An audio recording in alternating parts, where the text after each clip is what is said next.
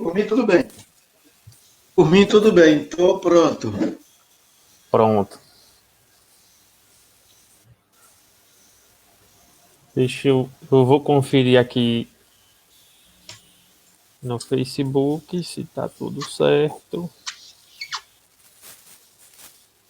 Só um instantinho.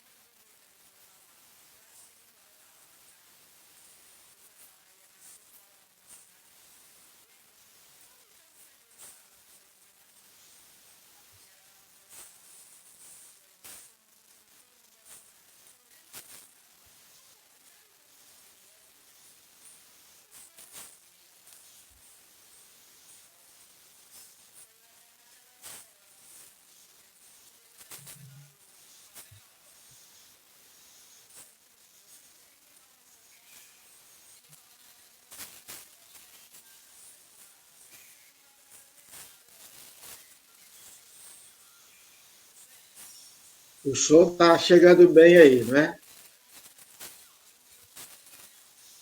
O som tá bom aí, não é? Tá tranquilo, Dudu, aqui. Ah, valeu, O tranquilo. único problema é lá com Ritmo e Lena que tá sem som, mas aí a gente vai tocando. Certo.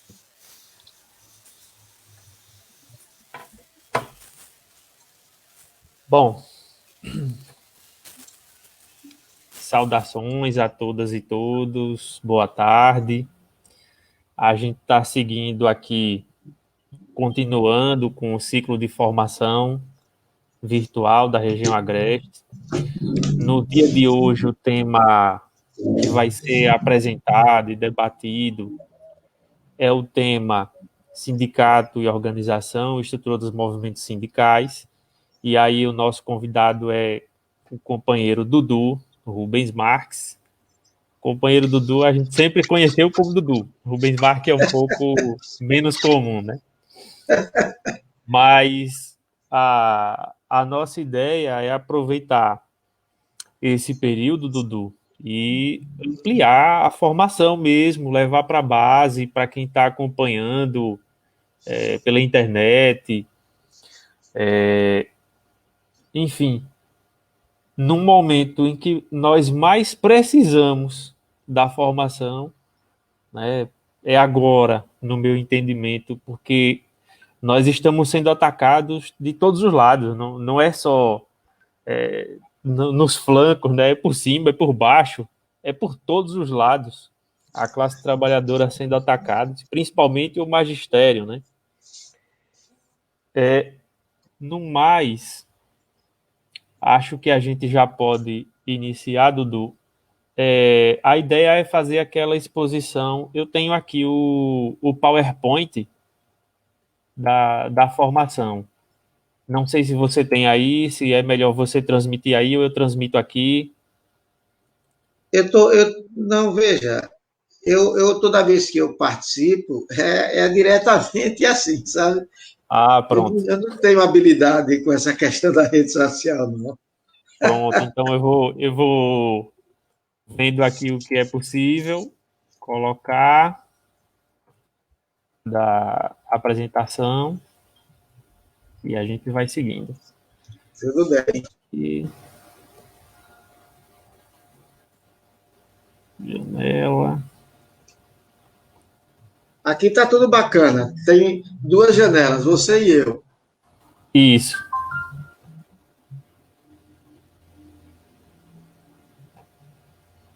Energia. Vou fechar aqui.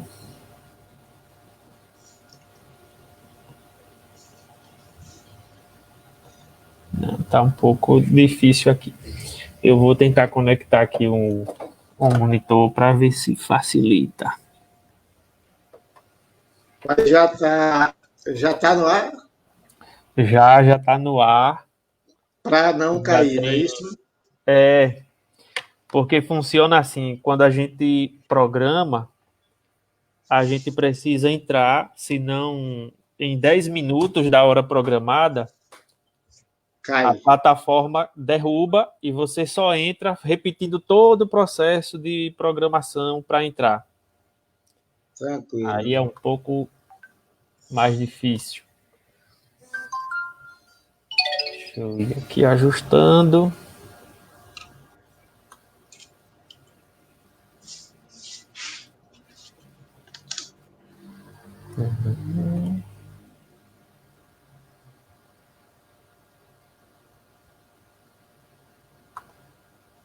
E segunda tela.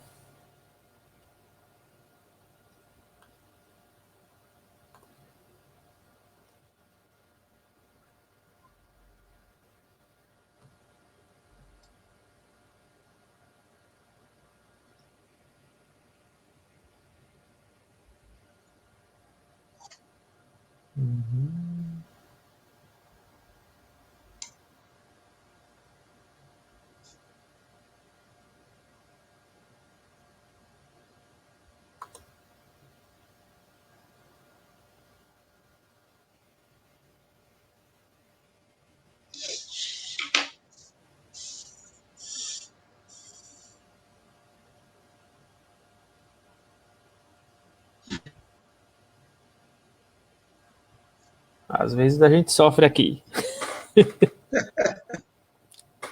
Mas é isso. Companheiro Dudu, pode seguir e eu vou acompanhando aqui com os slides, certo? Ah, tudo bem. Então já posso começar? Pode sim. Então, primeiro do que tudo, boa tarde a quem está acompanhando essa live do Ciclo de Formação Virtual da região Agreste. Eu quero agradecer aí a companheira Rita, a Milena, a Gênesis e a todos que compõem a direção. Dizer que é um desafio você fazer formação online, mas não tem outra alternativa. Segundo, eu quero lamentar o falecimento da professora Fátima, militante histórica da luta sindical do magistério em Lagarto, inclusive na fundação do CIPLA, o Sindicato da Rede Municipal, que tem um detalhe interessante. Lagarto e Estância, antes do Sintese, já tinha sindicato municipal. E foi a partir da eleição do Sintese, quando nós disputamos e nós assumimos, quando eu digo nós, do campo petista, porque antes o Sintese era dirigido pelo PCdoB, e aí nós unificamos. Fátima estava lá na época, unificou o CIPLA, o Sintese, e Instância, o Sinteme unificou ao Sintese. Então, a companheira que deu uma contribuição valorosa. Quando eu li hoje de manhã a notícia do falecimento dela, eu fiquei chocado, porque ela é uma das professoras que mais acompanha as minhas publicações na rede social, mais de perto no Facebook. Ela sempre faz comentários interessantes. Então, quero aqui deixar o meu registro sobre esse importante papel que cumpriu na luta sindical a professora Fátima, mais uma vítima da Covid, que prova que não é só uma gripezinha, como disse o presidente Bolsonaro. A proposta que me passaram foi falar de sindicatos e organização. Estrutura do movimento sindical, depois tem um outro módulo, uma fala de Roberto, que vai bem próximo. Não é a mesma coisa, mas tem uma relação muito próxima. Então, eu vou fazer aqui uma engenharia para não estar adentrando no tema que ele vai debater depois, porque senão eu posso, ao invés de estar contribuindo, eu posso estar atrapalhando. Então, quero dizer que a estrutura sindical que nós conhecemos hoje é uma estrutura sindical que vem lá do novo sindicalismo. Não dá para dizer que veio desde o início, porque nos anos 80, com o novo sindicalismo, que chega com Lula e outros companheiros, principalmente lá da ABC Paulista, a turma da metalurgia, teve uma quebra. Então surge o novo sindicalismo. E de lá para cá não havia mudado nada. Então, o que é que a gente, quando a gente fala em movimento sindical, as nossas referências ainda são aquelas do passado. Trabalhador de macacão, capacete, bota na fábrica, trabalhador com carteira assinada, a velha CTPS, Carteira de Trabalho e Previdência Social, que se esse governo demorar muito, quem tiver uma como eu tenho, assinada, a minha foi assinada em 1980, pode guardar como peça de museu. Porque não é simples o que está acontecendo. Então, nós vamos ter que reaprender muita coisa. Então, repito, o que vem na cabeça da gente quando fala de estrutura sindical é uma estrutura que vem ainda dos anos 80 e que carrega elementos ainda do getulismo, quando foi implementada a carteira de trabalho. A questão é que o mundo mudou e mudou muito. E é preciso dizer que nós, no movimento sindical, nós ficamos para trás. Eu cansei de participar de debates em São Paulo, no Rio, no Brasil inteiro, debate no campo sindical, e as pessoas diziam o seguinte: o mundo está mudando e a gente precisa se adequar. Bom, mas dizia isso sempre. Eu passei 20 anos ouvindo isso e não fez nada para que as coisas mudassem. Então, qual é o resultado disso hoje?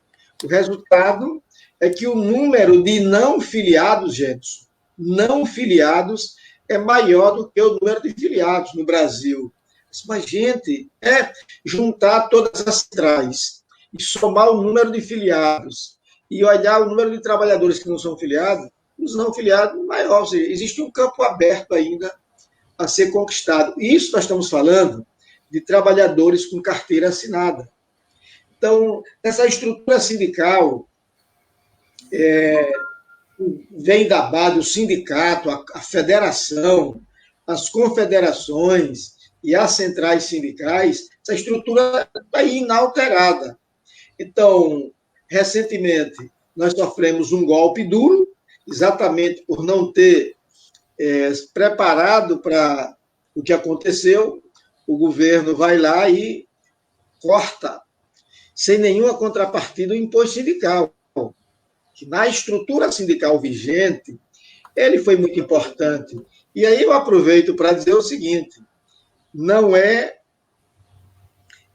verdade que o movimento sindical, principalmente a CUT, ficava blefando, falando que era contra o imposto sindical e agora está sofrendo as consequências quando ele acabou. Não é verdade.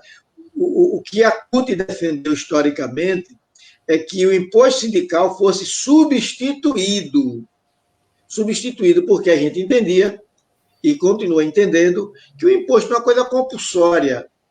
Um dia do trabalho de alguém que lutou, de alguém que derramou o suor, era tirado sem autorização dele, e esse dinheiro era rateado para a federação, confederação, para sindicato, e muito trabalhador espirriava.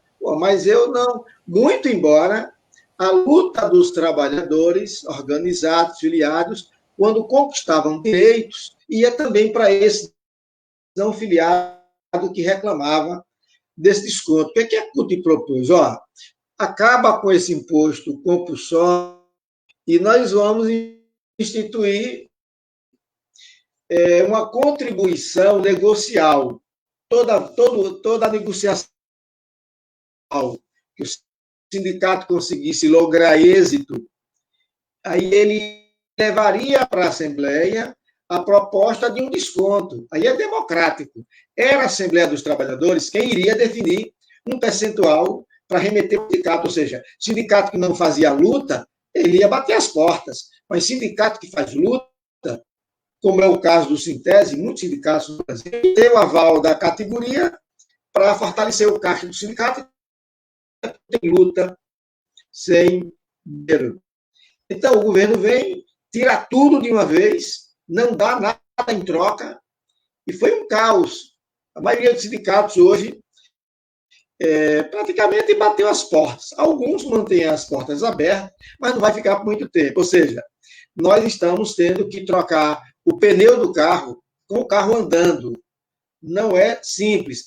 Aí, gente, por que o Sintese não sofreu nenhum abalo? Os poucos sindicatos de Sergipe, que com o fim do imposto sindical, mantém a toada, porque o Sintese tinha por concepção não receber o imposto sindical.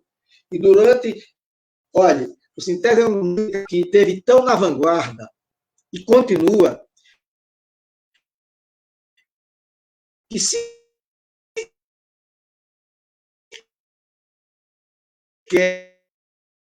tinha quando lei, a luta faz a lei. Então, por exemplo, não era reconhecida pelo governo, não era reconhecida, mas o que é que vale? Sentar e negociar, porque a força da base impunha essa autoridade. Somente recentemente no governo Lula é que assim, comete o erro, para mim, é um debate à parte, comete o erro de cobrar o reconhecimento. Porque quem tem que reconhecer o sindicato é a sua base, não é governador, não é prefeito, nem presidente. Mas é um equívoco e o movimento sindical paga por isso. Pulverizou a luta por ter central atrás do imposto, com a regulamentação das cidades, elas passaram a ter direito a uma parte do imposto sindical. Então, nós estamos vivendo um novo tempo. O Sintese não teve problema, vai continuar lutando, porque nunca dependeu do imposto sindical. O Sintese sempre foi atrás do filiado. Se mantém contribuição voluntária do filiado. E qual era a lógica dos sindicatos? Não queria nem filiado. Parece estranho, num debate como esse, dizer o seguinte: tinha sindicato que não queria saber de filiado. Mas como assim? Sindicato filiado significa dizer que vai ter pressão na base. O cara paga, o cara cobra, ele acompanha, ele aparecer uma chapa para disputar o sindicato, e ele já tinha dinheiro do imposto. O imposto era compulsório, descontava de quem era quem não era. Então, muitos sindicatos, peleiros, cartoriais, sobreviviam desse imposto compulsório. Então, isso é preciso colocar quando a gente fala na questão da estrutura do movimento sindical, que não mudou e agora vai mudar, como eu já disse, vai trocar a roda do carro com o carro andando. Então, o que é que nós temos hoje? Quais são os desafios? Um atrás do outro. Digo a você uma coisa: nós não conseguimos superar o mais simples deles. Vocês estão acompanhando, escute com atenção. Nós, no movimento sindical, nós dirigentes, não conseguimos superar o primeiro obstáculo, e que ele já é antigo. Imagine que vem por aí. Falar de home office. Imagine, falar em organizar trabalhador para aplicativo. Quando nós não superamos ainda a questão da terceirização, veja quanto nós vamos penar. Então, veja, quando eu digo nós vamos penar, eu, como dirigente sindical, eu não estou falando aqui somente da base dos trabalhadores em tese. Eu estou falando da classe trabalhadora do campo, da cidade, desempregado, setor público, setor privado. Por isso que eu digo, nós vamos penar muito até ajustar. Porque qual foi a lógica? Viu para os anos 80, 90, não serve mais para hoje. Ou seja, colocar o pé, jogar duro, mobilizar contra a terceirização. Valeu naquele momento. A terceirização era uma forma de precarizar, explorar o trabalhador e nivelar por baixo o salário. O mesmo trabalhador na empresa, ele recebia 20% do que um titular. O terceirizado recebia 20% do que o titular. O terceirizado usava EPI de segunda a terceira categoria. Quando eu fiz o último levantamento para fazer um debate em Aracaju, aí eu olhei lá que na Petrobras, os mortos, 94% eram terceirizados. Na Energisa, os mortos e mutilados eram todos terceirizados. Aí, mas que lógica terceirizado morre absurdamente em número maior do que o efetivo? Porque o efetivo tem a garantia do seu sindicato, o efetivo tem mais condições de lutar para se proteger. O terceirizado é o espoliado. Ele tem direito a nada, não tem estabilidade, toda a cobrança que faz é rua. Então, isso vem acompanhado com o número de mortes. Então, eu fiz um levantamento aqui em Sergipe e fiz um levantamento nacional. Então, a gente era contra, toda razão, a terceirização.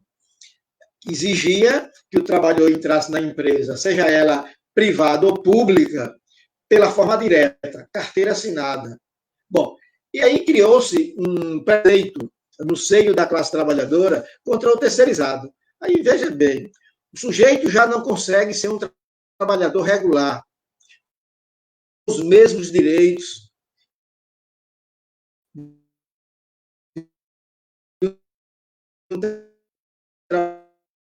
trabalhador, coerência, nós cometemos durante décadas. Eu bato radicais contra a terceirização, só que aí a gente não sabia separar a terceirização do terceirizado. Bom, nós somos contra o trabalhador? Nós não somos contra o trabalhador. Então, nós não somos contra o terceirizado.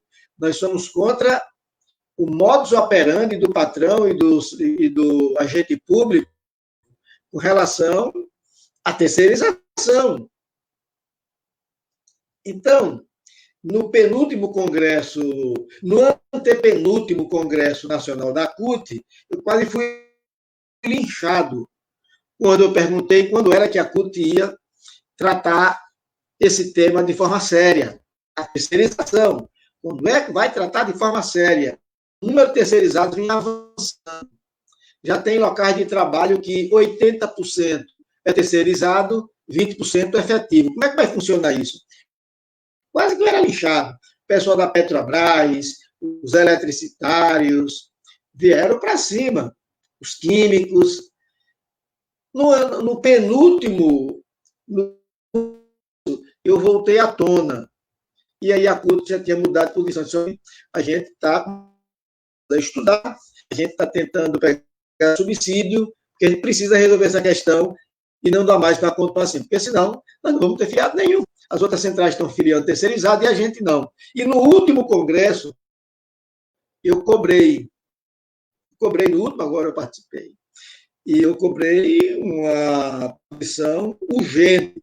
E, mais uma vez, apesar de reconhecer que há uma necessidade de discutir o tema, mas ainda não tem nada de concreto. Mas, pelo menos, autorizou que os cotistas, que as centrais admitissem, que as centrais admitissem sindicato terceirizado.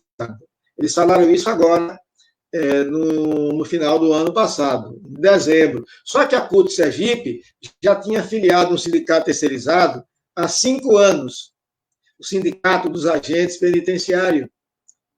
Veja, a gente já tinha comprado a briga e levamos. Aí, quando eu convidei o sindicato, foi uma confusão também, porque mas você dando mau exemplo, trazendo terceirizado para a CUT. Eu disse, você prefere ir explorado lá pelo patrão, pelas empresas de Lécio Oliveira, lá nos presídios, você prefere que ele venha para a CUT e a lutar a se organizar melhor para ser contra a exploração e cobrar isonomia salarial. E o grande lance da terceirização é você se fortalecer para cobrar isonomia. Atividades iguais, salários iguais. Não justifica Gênesis, Rita, Milena, trabalhar no mesmo lugar, com o mesmo tempo de serviço e ter salário diferente. Então, ao cobrar isonomia salarial, você termina quebrando a terceirização. Então, essa é a lógica. Então, nós não ultrapassamos nem a primeira barreira, que é a terceirização. As organizações sociais, está aí. Quem acompanha o noticiário da Globo, tem gente que diz que não tolera assistir. Eu sou o contrário, eu assisto, sim. Assisto. Eu tenho como fazer o debate sobre aquilo que eu não sei. Eu não posso me proteger contra um inimigo que eu não conheço quais são as armas dele. Isso é uma coisa milenar. Santizu dizia, não tem como combater o inimigo se não conhece o terreno que ele luta. Então, eu acompanho a Globo, sim. Não acompanho novela, mas acompanho o telejornal. E lá a gente viu falar de uma OS que dirige os hospitais de campanha. Os hospitais de campanha. Recebe o dinheiro, investe em outro lugar, não paga os trabalhadores. É uma fábrica de enrolação. As OS, nós também compreendemos como é que essas OS trabalham. As fundações. Eu me lembro que logo quando eu cheguei na CUT, um dos primeiros duelos foi contra as fundações hospitalares. Na época, foi uma luta. Travamos um duelo no Ministério Público. Infelizmente, a PGR foi lá e atuou contra a CUT, a PGR do Estado. E nós perdemos o debate. Eu me lembro que foram meses e a gente não conseguiu barrar as fundações. O que aconteceu? As fundações deu no que deu. Porque a gente fez concurso, porque, apesar de ser fundação, concurso é outra modalidade, mas você não ganha estabilidade. Você tem um fundo de garantia. Então é bom que o trabalhador que está ouvindo entenda. Tem servidor de Itabaiana, na região, que trabalha nas prefeituras, trabalha no Estado e diz, não pode ter as duas, você tem que escolher uma coisa. Ou tem fundo de garantia ou tem estabilidade. O fundo de garantia é exatamente uma premissa para poder lhe demitir. Enquanto você arranja outro emprego, você tem fundo de garantia. A ausência do fundo de garantia é estabilidade. Então, as fundações têm tudo isso. Deu no que deu, o Ministério Público Federal, depois de um longo debate com a gente, extinguiu as fundações, depois não sabe o que faz com 7.000 trabalhadores. Nem o Ministério Público Federal, que acionou o Judiciário Federal, eu acompanhei tudo isso, todos esses debates. Não sabe agora o que faz com 7.600 trabalhadores que deixaram seu estado para vir para Sergipe, deixou seu emprego para vir para aqui e agora não tem o que fazer. Tem também agora o home office. Veja, o Brasil adora estar copiando terminologia estrangeira. Por isso que eu sou mais, como é o bom velho, esqueci agora, depois eu lembro dele. Temos agora o home office, trabalhar em casa.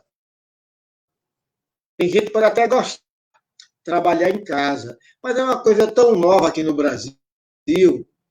Algumas categorias já faz isso há mais de uma década, mas a massa de trabalhadores mesmo. Então você não sabe qual é o efeito psicológico disso sobre o cidadão, qual é o efeito psicológico que vai provocar contra as relações humanas. Uma coisa é você trabalho. Por que aqui os especialistas não topam aprovar ou defender?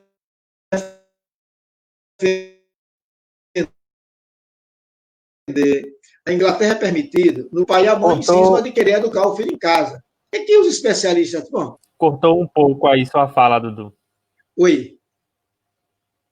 E agora voltou? Cortou um pouco aí, uns 5 segundos. mas agora Pode voltou. continuar. Eu parei aonde? Diga aí. Voltou sim. Eu parei Você estava aonde? dando o exemplo de que há 10 anos atrás já vinha acontecendo experiências do home office. E aí deu Sim. um cortezinho.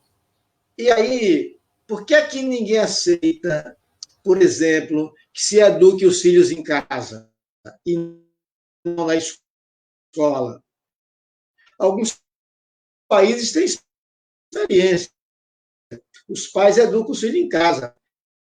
Porque os psicólogos dizem, os especialistas, nascer, se desenvolver sem conhecer o mundo exterior. As relações interpessoais. Isso a gente não sabe o que é que isso vai provocar. Que tipo de cidadão é esse? O cara que vai estar no quarto o dia todo no computador, trabalhando, mandando a sua produção, e isso está errado. Como é que fica? E a gente está vendo essas coisas aí avançando. Como é que faz para Filiberto vai fazer? Trabalhador por aplicativo, mototáxi. Mesmo antes do aplicativo. A CUT tentou, filiou um sindicato e depois eles saíram. Não é uma categoria fácil de organizar. Trabalho em pontos diferentes. Bom, mas o fato é que quando as pessoas dizem que o home office, o trabalho por aplicativo, vai distanciando cada vez mais da classe trabalhadora de se organizar, de se agrupar, aí vem essas manifestações.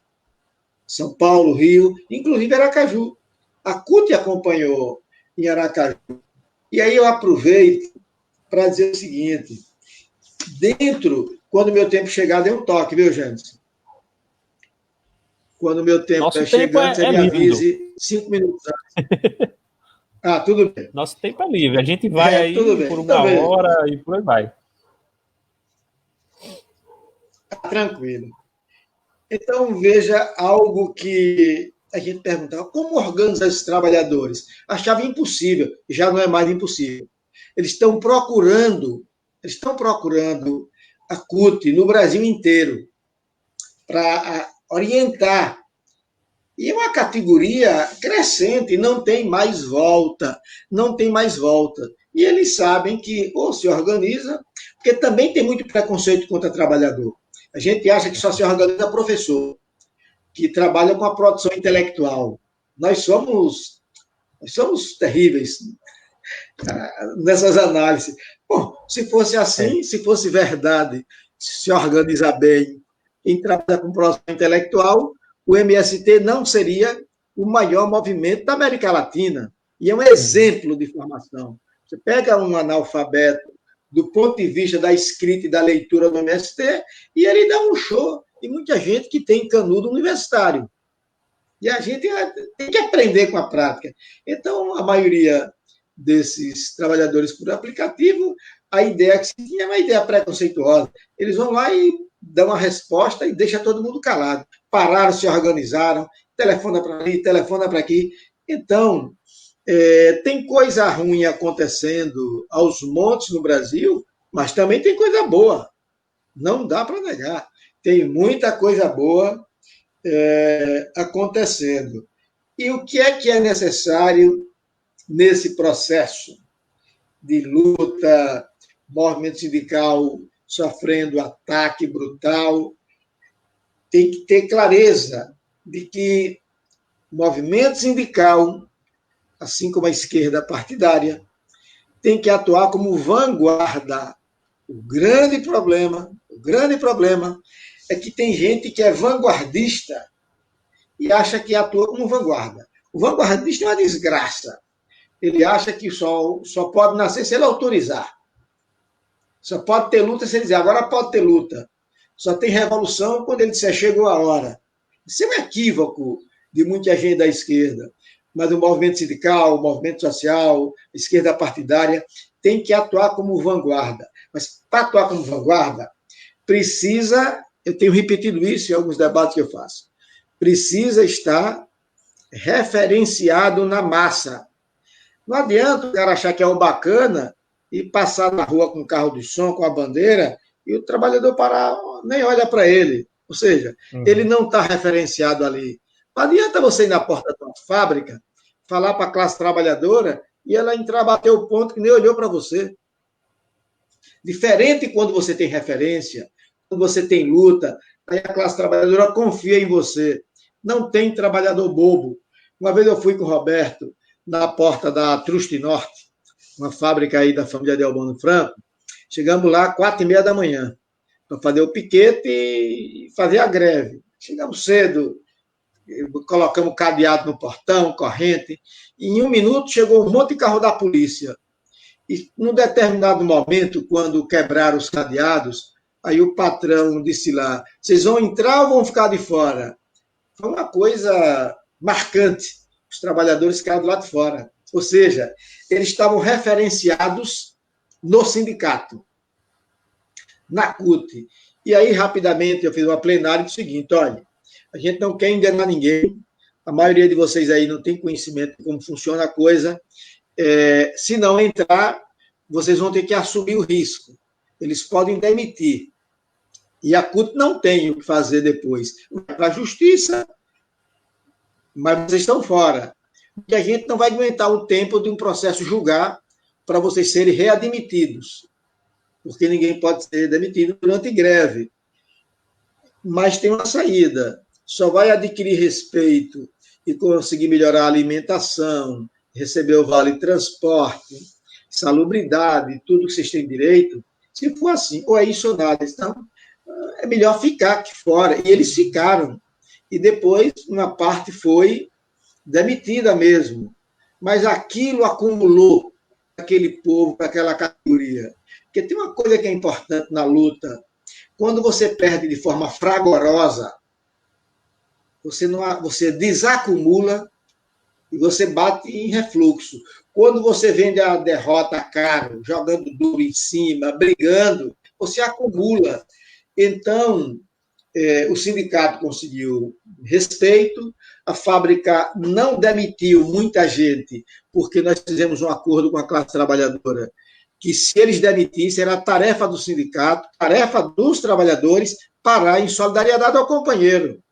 E isso amedrontou os patrões. Então, no efetivo de 400 trabalhadores em greve, eles botaram 12 para fora, mas disseram que era porque já estava previsto, tinha gente sobrando, mas não é bem isso.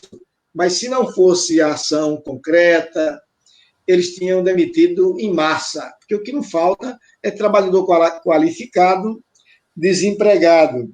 Então, nós temos a clareza de que ou nós estamos referenciados na massa, ou nós vamos sofrer bastante. Verdade. Você, gente, acompanhou a greve dos rodoviários. Você participou. E você viu que ali tinha o advogado da empresa pressionando os trabalhadores. Ali você tinha a polícia pressionando para ele sair, que garantia a saída. Você viu que ali tinha o patrão pressionando e eles não saíram. E você tem clareza, você estava lá. Foi um capítulo que você escreveu na sua história de dirigente sindical, ainda muito jovem. Você viu que eles não saíram, na verdade, porque eles confiavam em nós. Porque se eles quisessem sair mesmo, ele pegava o ônibus e botava por cima da gente. Como o gerente mandou, como o sargento mandou botar por cima de nós. Não botou também porque o major, o coronel, ele foi quem apaziguou. Mas você via a todo momento que o trabalhador que estava lá dentro, ele tem um sindicato pelego, a verdade é essa, sequer estava lá o sindicato deles, mas eles disseram o seguinte, essa CUT já esteve aqui 3 vezes e fechou. Essa é a 4ª, vai dar certo. E nós conseguimos fechar. Então, que alegria, que prazer dá você se desgastar a semana toda, receber um monte de processo, como respondo até hoje, mas você saber o seguinte, que aquela luta, a luta que você ajudou, referenciou o seu sindicato, referenciou a sua central. Então, a classe trabalhadora precisa ser referenciada nesses momentos de crise. Se não acontecer isso, e referenciar, e não é referenciar com o cara no birô lá sentado, achando que é o bacana, que vai telefonar, vai mandar entregar o panfleto. Não, não é isso. É preciso fazer trabalho de base. Nada substitui o trabalho de base. Nada tem um discurso próximo da prática. Nada. Então, aquelas manifestações ensinaram muito a gente.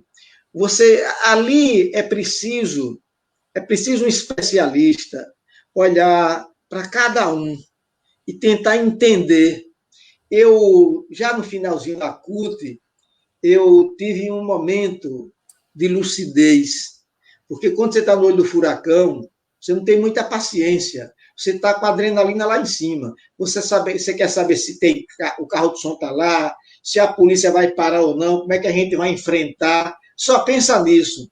Aí no finalzinho, no apagar das luzes, eu já saí da CUT, eu deixava alguém coordenando o ato ali na Praça General Valadão e começava a olhar para as pessoas e eu descobri coisas que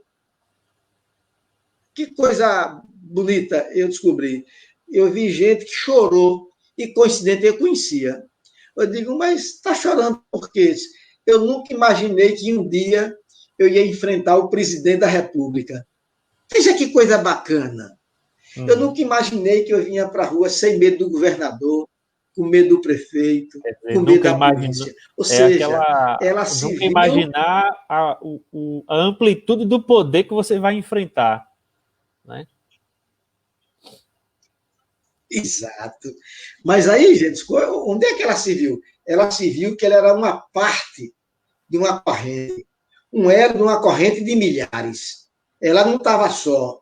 Ela sabia que ela sozinha era uma presa fácil para a polícia, para os poderes, mas ela foi longe. Estou aqui sem medo. Quer dizer que essas pessoas não protestavam com medo de represália, com medo do poder. Então, a classe trabalhadora estava muito bem referenciada naquele momento das greves gerais. É por isso que eu acho que o vanguardismo atrapalha.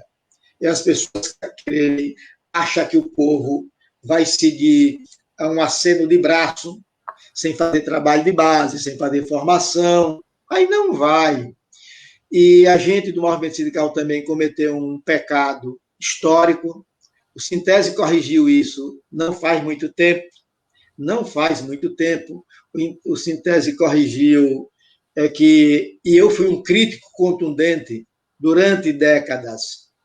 A gente não pode trabalhar só legislação, a gente não pode só trabalhar a questão técnica, é preciso fazer formação política. Mas a categoria pode não gostar, a categoria vai achar que está fazendo política, pois tem que dizer o seguinte, e estamos fazendo política mesmo, e estamos mesmo. Porque quem vai decidir o nosso salário de professor, as nossas condições de trabalho, é a política, é o Congresso que aprova, é a Assembleia Legislativa, é a Câmara de Vereadores de Itabaiana e da região, do Brasil inteiro. Então, como é que eu posso me negar a fazer debate político? Então, nós começamos a fazer o debate político e hoje os quadros do Sintese são diferentes. A base entende a necessidade de lutar, ter noção, porque eu desde garoto, eu tinha clareza de que eu precisava saber qual era o meu lugar. Eu era garoto, mas já era comunista. Comecei a dirigir Grêmio Estudantil durante a ditadura, com 15 anos. Mas que lugar é esse que eu queria? Eu queria saber qual era o meu lugar na sociedade. Bom, meu pai é pobre, meu pai é um lascado. Eu sou o quê? Eu sou um trabalhador, um futuro explorado. Não trabalhava porque era adolescente. Então, eu comecei a me definir na luta de classes a partir da fábrica. É na fábrica que eu vou sentir a exploração capitalista, depois eu vou para a universidade, depois eu vou ser professor, vou também ser contador fiz o concurso da prefeitura, e aí eu me defini na luta de classe. Então, qual é o problema também das categorias? É na falta do debate político, discute só direitos, você vai para uma assembleia e os sindicatos estão lá falando. Perdeu tanto, a inflação deu tanto. Bom, isso é um debate muito técnico e muito pobre. Isso é o mínimo que o sindicato pode fazer, é lutar por salário e condições de trabalho. Isso é o Exato. mínimo. Mas ele não avança sozinho. Você pode até ser um sindicato forte, você pode até mudar a condição de vida daquela categoria. O micro, do micro. Mas as mudanças estruturais, nenhum sindicato, nenhuma central vai fazer isoladamente. Mudança estrutural só se faz com luta de classe, com a massa nas ruas. Eu estava assistindo, ontem de ontem, o ciclo de debate da ELAP, a Escola Latino-Americana de História e Política, e quando Florestan Fernandes Júnior, o filho do velho sociólogo, estava falando, viajei na maionese aqui, esqueci o que era que eu ia colocar. Mas é isso. A gente precisa estar referenciado na massa.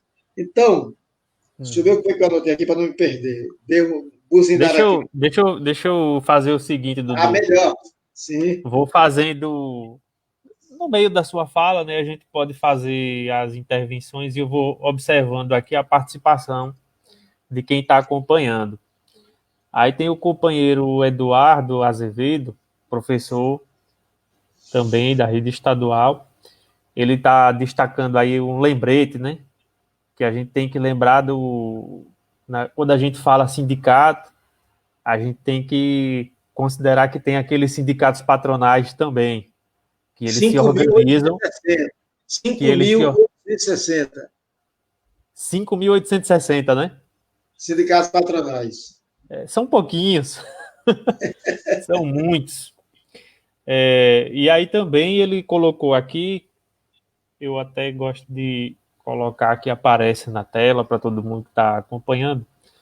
Ele está destacando que a CUT Sergipe sempre foi vanguarda no cenário nacional, com a visão de esquerda autônoma e combativa. Isso aí concordo plenamente. E ele está perguntando também, Dudu, o que seria o bom trabalho de base sindical? Pois é, o bom trabalho de base é aquele que o dirigente ele sempre vai ao local de trabalho. Tem gente que diz que o panfleto está ultrapassado, que você manda o WhatsApp. Bom, aí tem uma diferença básica. Se eu mando o WhatsApp para o trabalhador, ele abre ou não. E o WhatsApp não tem emoção. É diferente você ir na porta da fábrica, na porta da escola, na porta da loja, entrega o panfleto, pega na mão do companheiro e troca uma ideia com ele. Uma coisa é você botar o edital na porta da fábrica, na porta da Petrobras, na porta da loja, na porta da escola, e esperar que você vá. Esperar que você vá para a Assembleia. Outra coisa é você entregar a convocatória na mão. Companheiro, isso é importante por isso, por aquilo. Isso. E manter a formação regular. Não descuidar da formação. Se descuidar da formação, você não consegue fazer um trabalho de base. Tem que ter uma agenda permanente, um calendário que o trabalhador tenha clareza. Olha, dia 1º de maio eu tenho um compromisso. Ele pode até não ir no dia por algum momento, mas ele tem que saber que aquele é um dia. Dia tal é o dia que se discute acidente no trabalho. Aí ele vai lá discutir. Dia tal é o dia que vamos discutir a consciência negra. Então, tem calendário, na CUT a gente tinha calendário, no mês tinha mais de 3 atividades. Mais de 3. E nesses últimos mandatos nossos, a gente dizia, olha, é preciso ir para a periferia. E a gente ia para os bairros, sentava, conversava com um pouco, outra, com os desempregados, viu? Os desempregados. Nós íamos para terminais de ônibus, chegava lá 5 da manhã, a classe trabalhadora estava lá. Superlotado, um desce, outro sobe, e a gente lá panfletando, conversando, E, diferentemente do que se imagina, o povo não gosta de sindicato, não. O povo recebia muito bem. Mesmo nessa crise, nesses ataques ao PT, às centrais sindicais, pelo contrário, eles recebiam bem. Então, a gente não pode pensar pelo povo, achar o que é que o povo pensa. A gente precisa falar com eles. E fazer trabalho de base, além de tudo isso que eu falei, é preparar um material de formação que sirva para alguma coisa. Que a gente, às vezes, propõe. Eu mesmo já fiz muito essa besteira. Material que o cara que está fazendo doutorado na universidade não consegue acompanhar. Aí você tem que ser acessível, né, Dudu? Isso foi no começo, né? Essa besteira que eu fazia era no começo. Eu achava bacana quando eu pegava o dicionário de Tom Bottomon, o inglês, ele consegue traduzir o vocabulário marxista, para quem está começando a ler, toda palavra que você olha, você não conhece, você vai lá no dicionário. Então, ele tem um dicionário especial, e só a palavra dialética, a letrinha miúda, e ele é grande, né? O bicho é grande. São 7 páginas. Aí eu fazia um curso de formação e colocava o texto lá. Poxa, eu estou de brincadeira, né? Estou perdendo meu tempo e o pessoal está me xingando aí. Ou seja, é ser ouvido. A gente, movimento sindical, fala mal em que sentido? Usa uma linguagem que ninguém entende, é uma linguagem, é como quando está sentado o juiz e o advogado. É o casuístico para cá, casuístico para lá, uma linguagem do advocalês, que a gente fica de lado, só, o que esses caras estão falando? É como jogador de futebol, tem a linguagem lá dos bastidores, e o sindicalista, palavra de ordem, o cara, que porra de palavra de ordem é essa? Cara, a gente tem uma linguagem difícil, não é acessível para a classe trabalhadora, e depois quer que o cara acompanhe a gente, escreve para a gente mesmo ler. Então, uma coisa que a gente aprende, para quem quer fazer trabalho de base de verdade, é ser entendido. Qual é o papel da comunicação? Ser ouvido. Comunicação é fundamental. Aí eu lembro de São Tomás de Aquino, um dos maiores teóricos da Igreja Católica. O cara é um fenômeno, erudito até o fio do cabelo. Só que ele percebeu que ele escrevia não servia muita coisa para os fiéis. Ele servia já para o alto clero. E olhe lá. Mas ele disse, meu papel é evangelizar, é chegar até as massas. Só que com essa linguagem eu não vou conseguir. Ele faz o esforço, começa a escrever numa linguagem acessível, e o que é que ocorre? Ele começou a ser atacado pelos gramáticos. Aí ele diz, prefiro ser criticado pelos gramáticos a não ser compreendido pelos fiéis. Então, o movimento sindical tem que aprender isso e deixar de colocar aqueles textos densos e difíceis. Agora, tem um detalhe. Eu não estou dizendo que, com isso, a gente não sai da letra A. Uhum. Está fazendo um curso de introdução, você tem que usar isso que eu estou falando aqui agora. Ser compreendido. Mas você não pode ficar o tempo inteiro nisso. Você tem que evoluir. Você tem que avançar. Aí, tudo bem, esses textos mais densos, a gente usa lá na frente. Os conceitos, as comparações, Gramsci, Marx, Lênin, tudo isso é possível lá na frente, mas a gente já começa... Hoje em dia temos até dicionários específicos, né? Dicionário Gramsci. Quer dizer, exatamente, como tem na produção do movimento operário, a gente tem dicionários de pensadores ou pensadoras específicos. Para as pessoas terem a noção, né, de que a gente começa a formação, mas ela é longa, é vasta, é demorada, pode se especializar, como o Dudu está colocando aí. E Schopenhauer ele dizia o seguinte, sou como os pequenos regatos que têm as águas claras por não serem profundas. Todo mundo sabe que regato é um riacho. Todo riacho tem as águas claras, que ele é rasinho. Você vê a piaba, você vê o fundo do riacho. Ele se referia à linguagem, à compreensão. Se eu falo fácil, eu sou compreendido, é como o riacho das águas claras. Se eu sou denso, sou erudito demais, é como um rio profundo, você não vê o fundo.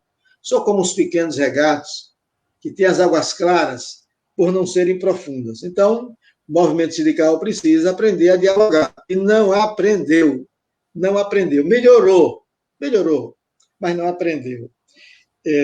Dizer que a gente, quando falou no início de que é preciso, o trabalhador precisa se localizar, saber onde é que ele está, porque quem tem essa preocupação? Bom, com o voto de quem a classe dominante se elege? O voto da classe trabalhadora. Isso todo mundo sabe. Se a classe trabalhadora votasse na classe trabalhadora, o mundo seria socialista, o mundo seria outro, não seria o que é. E por que é que eles disputam corações e mentes? O que Gramsci ensinava? É preciso disputar corações e mentes. E nessa disputa a gente perde muito. Perde também porque eles têm o aparato de comunicação na mão, o aparato ideológico, a gente não consegue acompanhar. Mas não é só por isso, né? Nós também temos as nossas falhas.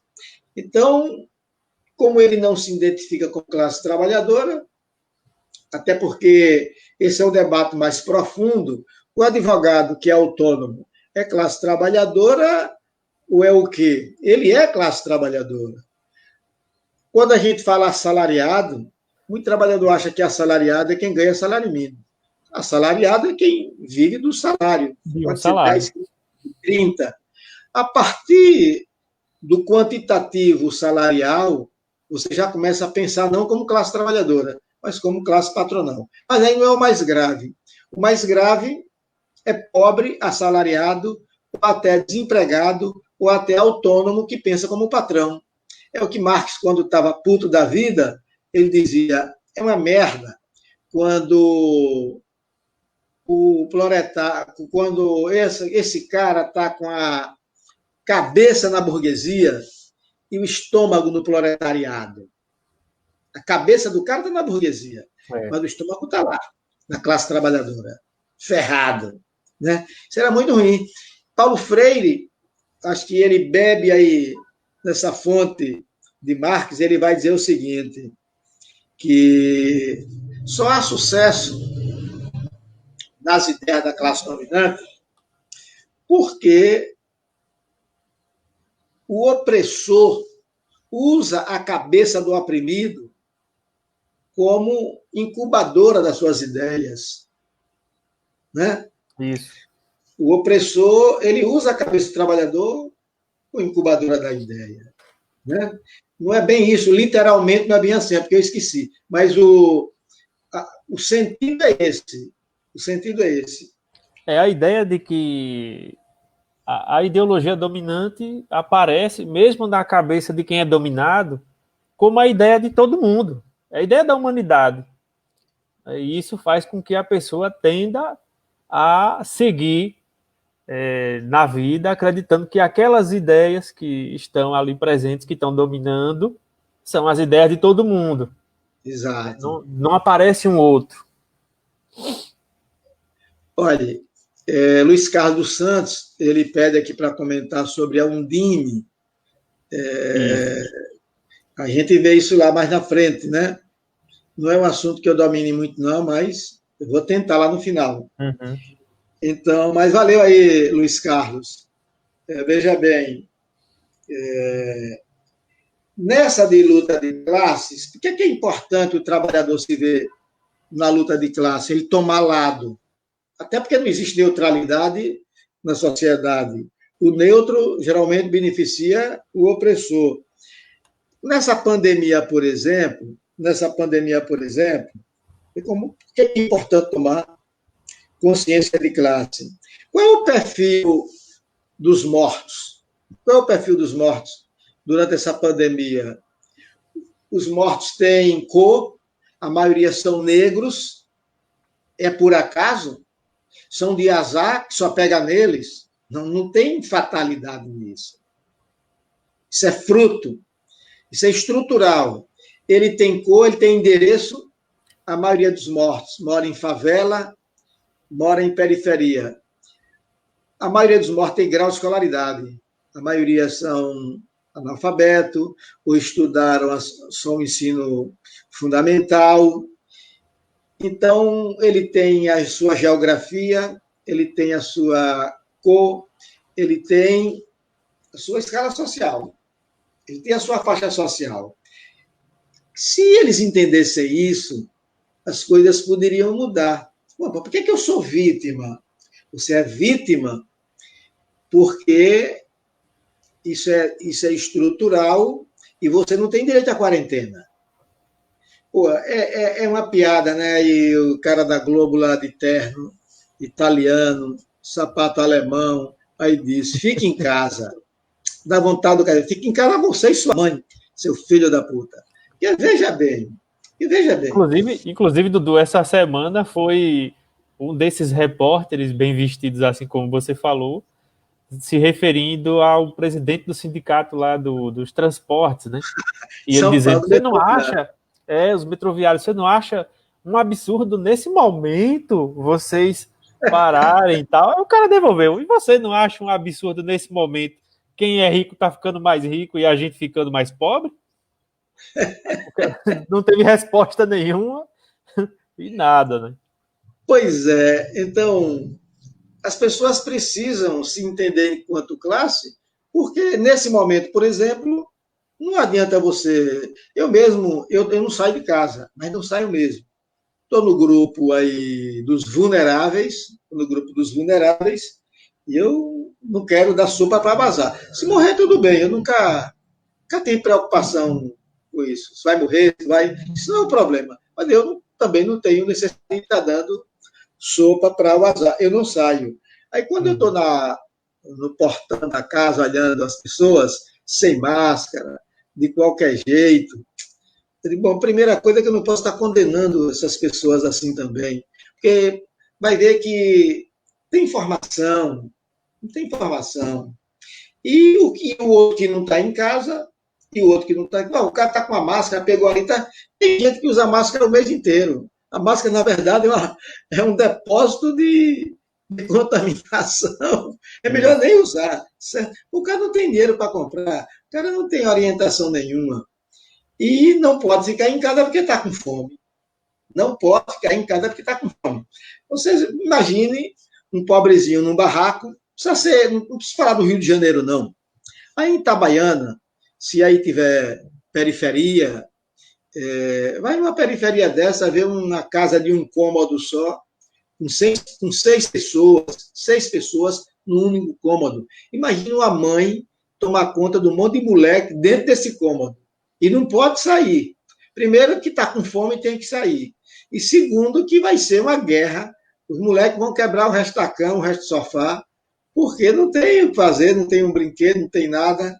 Aí você pega um burguês, um apartamento de um bloco por andar, está lá, ou então uma casa com grama, com espaço, com árvore, aí essas pessoas podem ter quarentena, dinheiro no banco, um lugar adequado para ficar.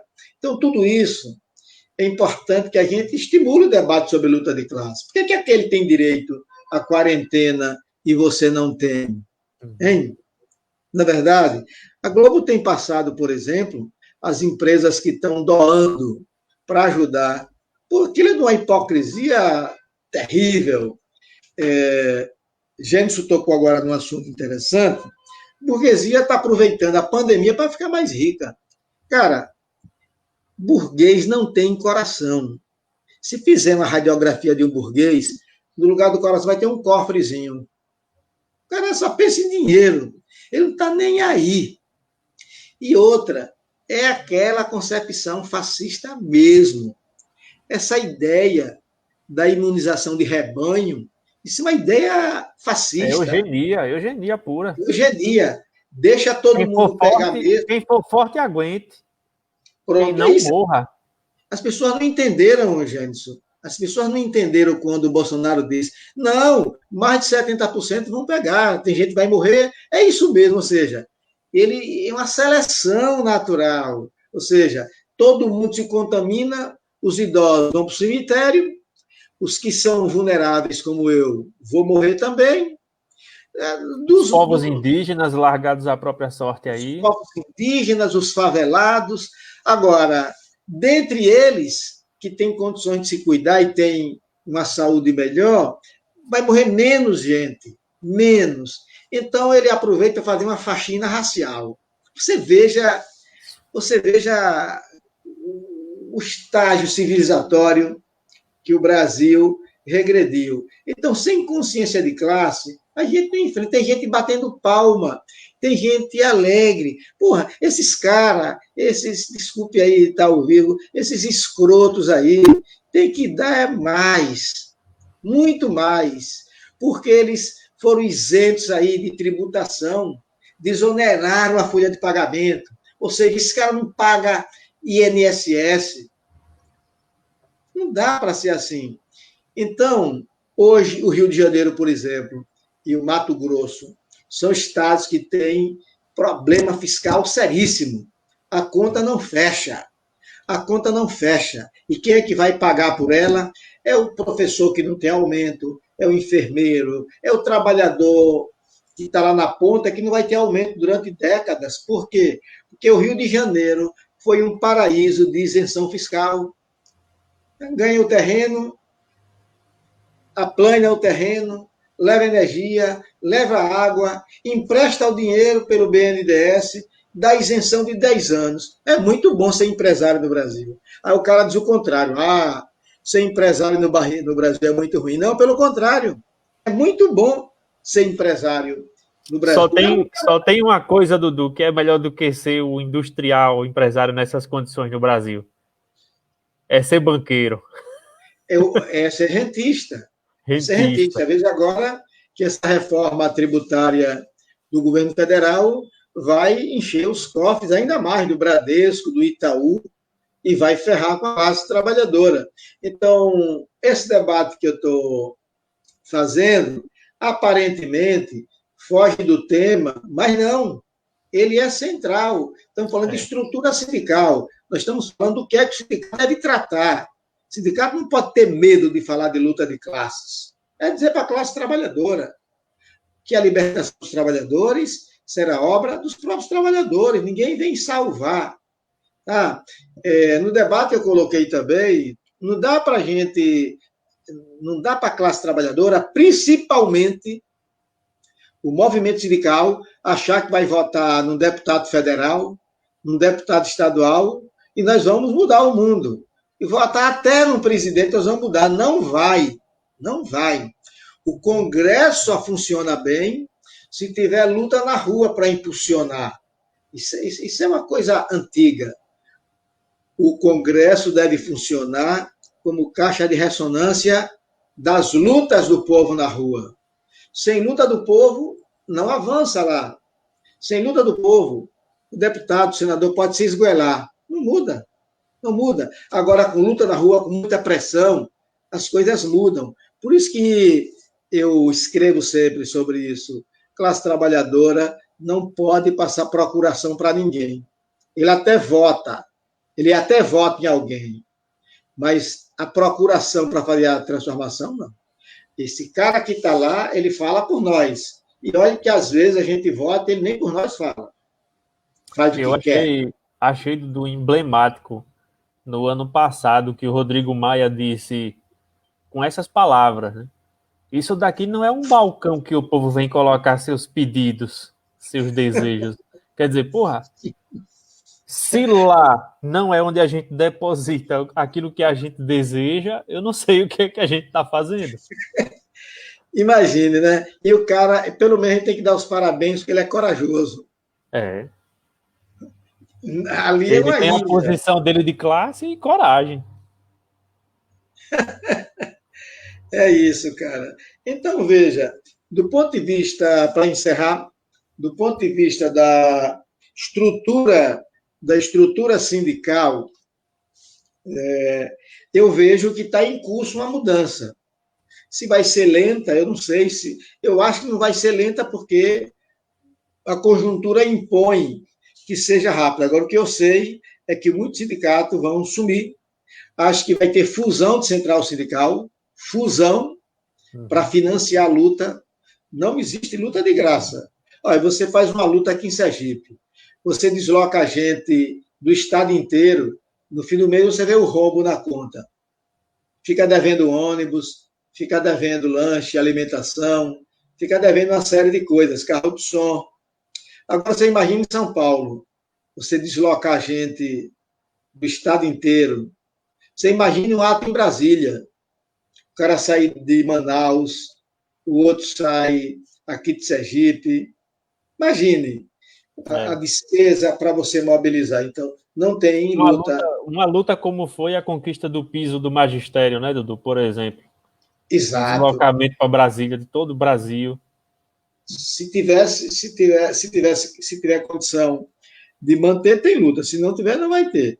Mas eu acho que a gente vai aprendendo no curso da história. Então, espero ter contribuído um pouco com o debate e estou pronto aí para a gente continuar, se for necessário. Com certeza contribui sempre, Dudu. Só vendo aqui um comentário aqui do Eduardo. Ele está falando aqui do INSS, né? As filhas continuam, fila virtual, sofrimento real. Dudu tinha falado antes do rebaixamento, né, da classe trabalhadora imposto pelo capital. E aí, Dudu, a gente vivendo essa ampliação, né? Tanto veio a uberização, veio a terceirização, como você estava comentando, parece que a gente não conseguiu superar. Aí vem o home office de forma generalizada para quem pode ainda, né? E para nós, então, que vem o home office para o magistério, acompanhado de um estúpido controle do trabalho pedagógico. E agora, então, que a gente está com o piso na mira pelo Congresso Nacional. Aquele Rodrigo Maia está com o nosso piso na mira para fazer ajuste pelo INPC. Quer dizer, a gente não vai ter um ganho nunca mais, como se a gente já tivesse hoje. Isso que é pior.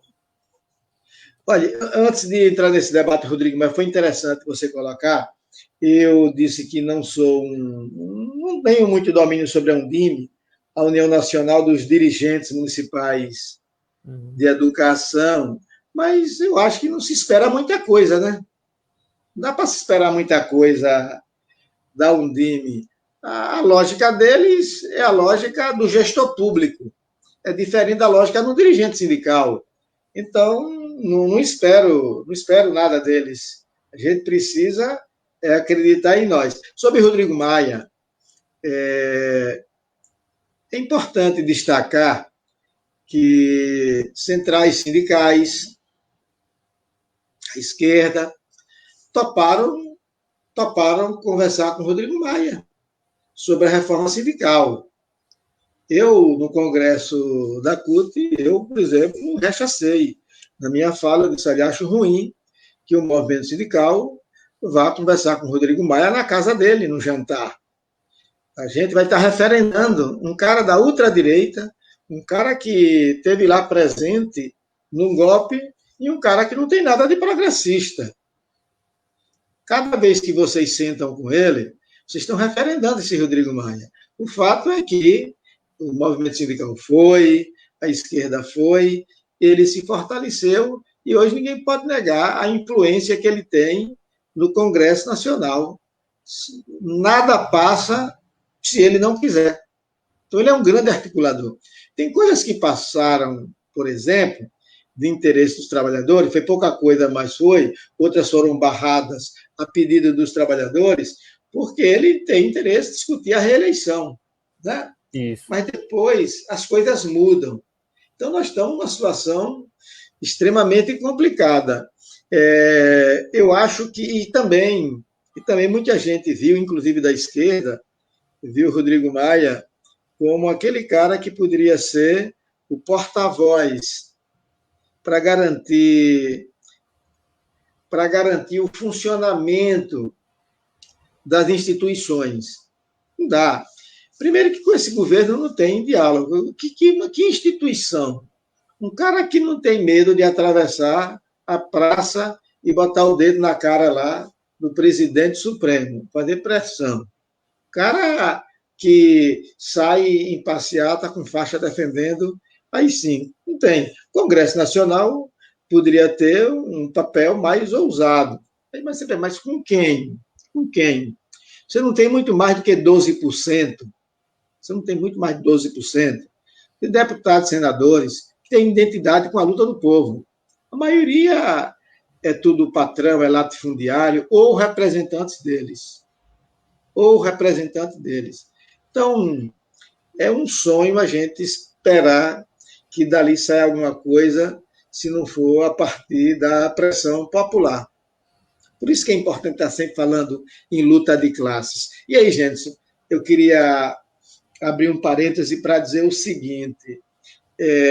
Até pouco tempo atrás, não faz muito tempo não, tinha gente de esquerda que tinha vergonha de falar em luta de classes. Pode ser chamado de atrasado, demodê, jurássico. Não, mas isso é grave. Isso é grave. Ou seja, medo de se colocar, medo de dizer, bom, então você está defendendo o quê? Então, veja, 89, eu já sou mais velho do que vocês, eu vivi muito bem aquele período, quando cai o Muro de Berlim, 89, começa a pressão em 88. Vi de pé, acompanhei, dei aula na época sobre isso. Então, cai o Muro de Berlim, depois vem o fim da União Soviética. E aí vem as denúncias de Khrushchev contra Stalin. Aí o mundo acabou, né? A direita aproveitou para sacanear. Eu lembro que uma obra ficou clássica, agora está desmoralizada, que foi O Fim da História, de Francis Fukuyama, Sim. Onde ele aproveita a queda do Muro de Berlim e o fim da União Soviética para dizer, o socialismo morreu. Tem mais luta de classes, tem mais luta de capitalismo contra o socialismo. Vamos viver o eterno presente capitalista. Exato. E aí foi uma coisa muito ruim, porque teve gente que enrolou a bandeira e foi para casa. Entrou em parafuso. E agora, o que é que eu faço? Minha referência é a União Soviética. Minha referência é o socialismo. E esse socialismo agora deu no que deu, eu vou fazer o quê? Teve gente que suicidou. É verdade. Se você pesquisar, você vai ver que teve gente que suicidou o mundo afora, sem saber o que fazer da vida, porque alguém sentenciou o fim da história, o fim do socialismo, como se isso fosse feito por decreto. Veja, como se alguém pudesse apagar da mente das pessoas uma ideia. Lula já falou algumas coisas que merecem registro. Se tem uma coisa que Lula falou que já está nos anais da história e daqui a 300 anos as pessoas vão continuar lendo, é quando ele disse: não se prende em uma ideia. Cara, é de uma simbologia, foi de uma genialidade aquilo que ele disse. Vocês podem me prender fisicamente, mas não se prende uma ideia, porque ele é uma ideia de Brasil diferente. Veja que sacação, que coisa. Então, se Fukuyama tivesse, na época, ouvido... deixa eu dar uma paradinha aqui. Rita diz: Itabaiana, como uma cidade comercial, não temos sindicatos comerciais, portanto, tem várias organizações de empresários. Isso dificulta o avanço dos direitos dos trabalhadores. Olha, para mim é uma novidade, viu? Uma cidade grande como Itabaiana, comércio forte, só perde para Aracaju e não tem um sindicato de comerciários. Pode ser também que tenha um sindicato regional e vocês não saibam, que também pode ter regional. Lagarto, Itabaiana, aí junta aí a região e faz o sindicato. Mas se não tem, está na hora de ter, viu? porque é uma cidade que não precisa nem falar, né? Do ponto de vista da importância estratégica para a classe trabalhadora e para o interior, não resta dúvida. E aí eu volto aqui ao debate, como se uma ideia pudesse apagar com a esponja. E aí a luta de classe, segundo Fukuyama, acabou. Ironizou, o livro dele vendeu como vende água. E olhe como, por que a gente fica animado?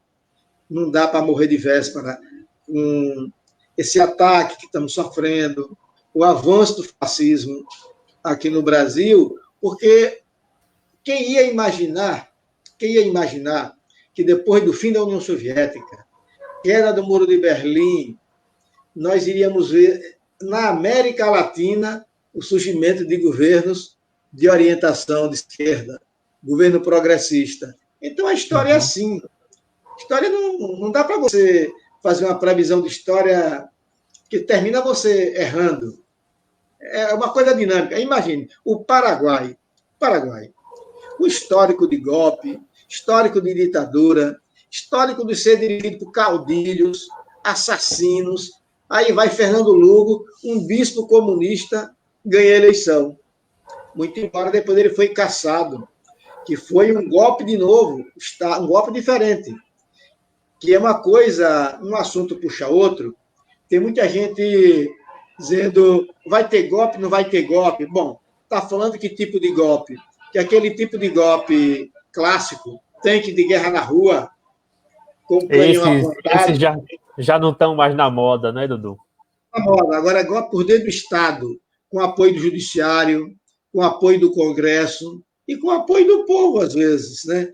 Então, Fernando Lugo, um presidente de origem de esquerda, ele cai num dia, não, ele foi afastado um dia, na outra semana ele já não era mais presidente. Manuel Zelaya não era de esquerda, mas ele estava um pouco à frente do ponto de vista do que se tinha antes, era melhor que os outros. Sofreu um golpe, se exilou na embaixada do Brasil. Então, você vê que os golpes são por dentro do Estado. O que mudou um pouco o tom foi a Bolívia agora, né? Que a Bolívia não foi simplesmente um golpe de Estado por dentro. Lá teve tentativa de assassinar Evo Morales. Tentativa de assassinar mesmo. Então, no Brasil, as pessoas estão esperando o tanque na rua e o golpe já está instalado aí. Nunca se viu tanto militar no governo como tem agora. Então, é um cenário totalmente diferente e que a América Latina, voltando, elegeu Fernando Lugo, elegeu Evo Morales, Rafael Correia, se bem que Rafael Correia é um cara complicado. A gente fica aí xingando esse Lênin Moreno, mas do Rafael Correia também era meio complicadinho, viu?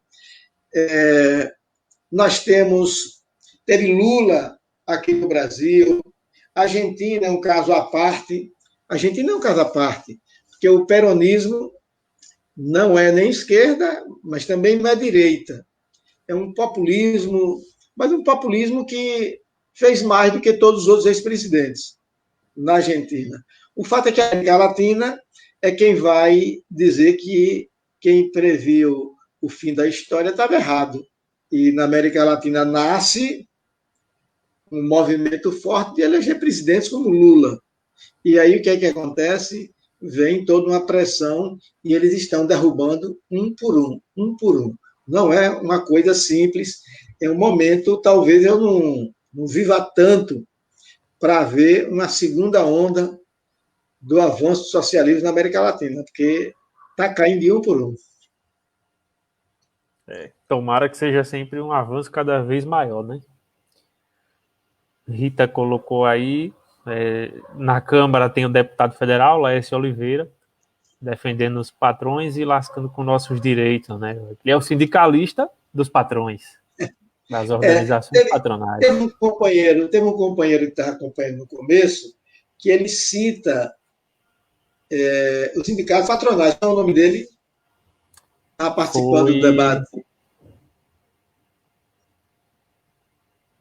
Eu não lembro agora se foi Luiz Carlos ou se foi Eduardo. Eu acho que foi Eduardo. Acho que foi Eduardo. Luiz Carlos perguntou sobre a Undime. Então, Isso. veja, Laércio Oliveira, por exemplo, ele se elegeu como? Se elegeu com voto trabalhador. Eu vi muito trabalhador, eu conheço o trabalhador terceirizado que votou nele. Veja, é por isso que debater nada melhor do que uma escola, uma boa escola, para ajudar a formar, não é? Porque como é que o terceirizado, explorado, quer dizer, eu fiz um debate uma vez com o Lécio Oliveira na Rádio Cultura e eu disse, bom, você pode ser deputado para todo mundo, para mim você é um atravessador de mão de obra. Temperatura subiu, você é um atravessador de mão de obra. Tem aquele cara ali que compra laranja no pomar e entrega na fábrica, ou seja, ele é um atravessador entre o dono e a fábrica. Você é um atravessador. Qual é o seu produto? A mão de obra dos outros.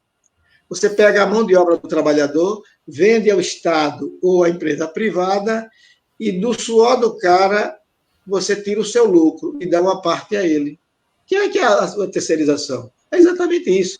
O atravessador de mão de obra. Então, o Léo Oliveira é isso. Mas, infelizmente, Isso. hoje é um quadro da direita que dificilmente vai ser banido da vida política. Tudo acontece, né? Tudo acontece. Porque também na última eleição, quem imaginou que Valadares era eterno, que André Moura era o dono de Sergipe, ficou de queixo caído quando o povo mandou para casa, né? Mandou muita Verdade, gente. verdade. Mandou família Sarney no Maranhão, mas ele está bem articulado e é um dos. Rita lembra aí, de Léo Oliveira, um dos deputados que mais foi nocivo para a classe trabalhadora, o que é, vamos dizer, não só em Sergipe, no Brasil, porque ele representa entidades nacionais, viu? Como confederação. Espero que os trabalhadores tomem uma dose de consciência de classe na próxima eleição, não votem nele. Que ele se eleja com votos patrões, tudo bem, não tem nenhum problema em ele ser eleito com voto patrão. Agora, ver um sujeito desse eleito com voto da classe trabalhadora, aí é demais. É demais. Bom, só aproveitando aqui que Eduardo está comentando, nós temos, a partir de amanhã, a retomada, um mini curso pelo Centro Karl Marx, da região Agreste, que vai ser um mini curso em três momentos, com o professor Romero, que é um roteiro de leitura da obra Veias Abertas da América Latina, do Eduardo Galeano. Eduardo Galeano. E aí, Eduardo Galeano e Eduardo Azevedo tá aí lembrando a gente. Então, quem puder, Galeano, já esteja Galeano não convidado. gostava dessa obra, não, viu? Galeano não gostava dessa obra. Ele disse que quando ele escreveu ainda era muito imaturo e que se fosse escrever de novo não faria diferente, mas o fato é que uma das melhores obras dele é essa. América Latina, Pátria Quer Grande. dizer, É outra grande obra. eu aqui me equivocando, já recebi, eu lembrei disso, não é amanhã, é segunda-feira. E eu aqui voando. Mas é isso, segunda-feira, né, com o Romero. E aí, Dudu, depois a gente tem que ver um dia para fazer uma atividade dessa também de debate pelo Centro Karl Marx novamente.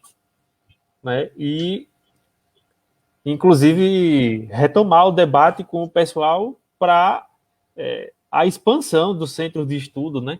Nas regiões e tal. Acho interessante. Bom, Dudu, a gente agradece pela sua disponibilidade, pelo debate que a gente fez aqui. E você pode fazer suas últimas considerações. E aí a gente já encaminha para encerrar, que já está de bom tamanho, de ótimo tamanho. Não, eu quero agradecer a oportunidade. Vocês, acho que vocês são os primeiros aí no Agreste a começar a formação virtual. Se a gente ficar esperando fazer formação quando aparecer uma vacina, a gente vai ter que esperar até o final de 2021.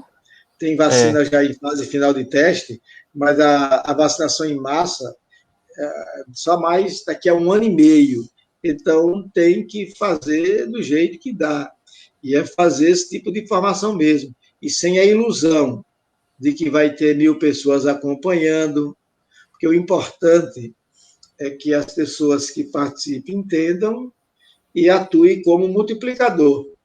Às vezes, o número grande é bom, mas não é tudo. Você pode ter um grupo de 10 pessoas acompanhando, 10 pessoas que se interessam pelo debate e vai lá na frente reverberar, vai multiplicar. Então, acho que o desafio é esse. Eu tenho participado de algumas lives e acho que se não fosse essa live, muita gente já tinha morrido de depressão. Imagina você ficar em casa sem fazer nada.